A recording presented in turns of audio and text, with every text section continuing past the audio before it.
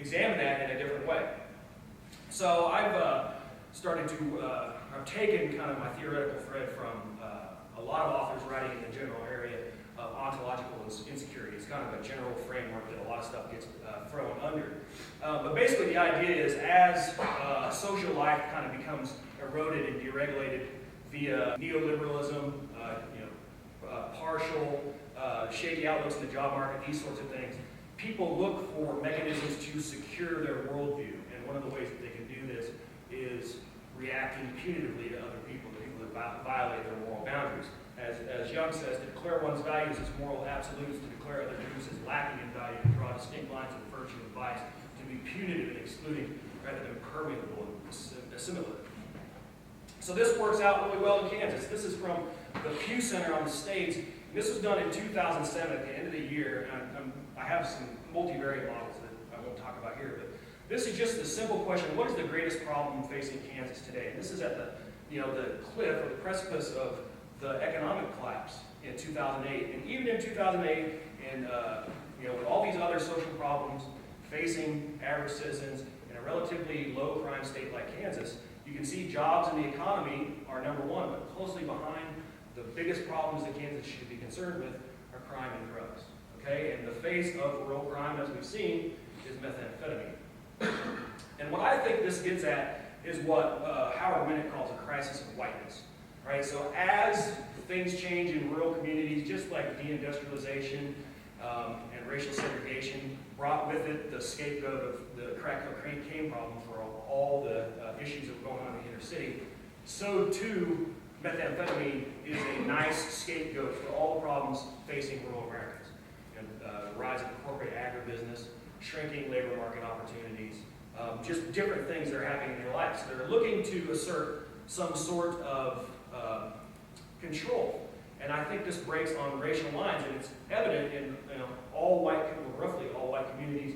There are kind of mechanisms of layering different types of whiteness. So Woody Doane does some work on marginalized types of white people, rednecks, hillbillies, and white trash. And there's an actual hierarchy he's established in terms of who can be a redneck, a hillbilly, and the worst thing you can be is white trash. Very much connected to this idea of punitiveness, lashing out at someone that's responsible for the decline of your life or your worldview. And I think we can see this really well in kind of the rise of the backlash in certain types of political movements. Okay. The call to bring America back, or somewhere out there, there's a real American. Well, there's this notion that somewhere, in rural America, there are good folks and bad folks. And this layering process, I think, is observable in the politics of mass incarceration, as we've seen in urban areas, and it's also happening in rural areas. So this is my general idea. Take some cues from Hall. What I really want to come away from is how this notion of meth as the new crack is a unique social problem for rural authorities. So I'll go really quick through this stuff. My qualitative work on this is ethnographic work with police and probation staff, as well as in-depth qualitative interviews. The National Drug Intelligence Center publishes a survey regarding what local law enforcement considers the greatest drug threat. And despite shrinking indicators of methamphetamine in Kansas, methamphetamine continues to rank as the #1 drug threat informed by law enforcement. And it's been stable for the last 6 or 7 years.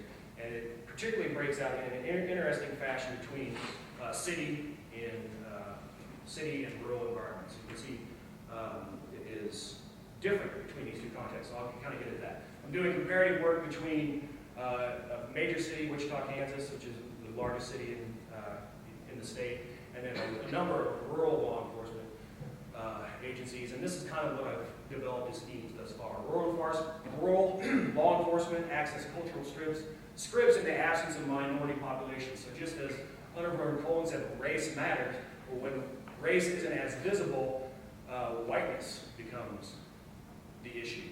So methamphetamine continues to be connected to white folks in rural areas, but when I do work in urban areas, crack cocaine becomes the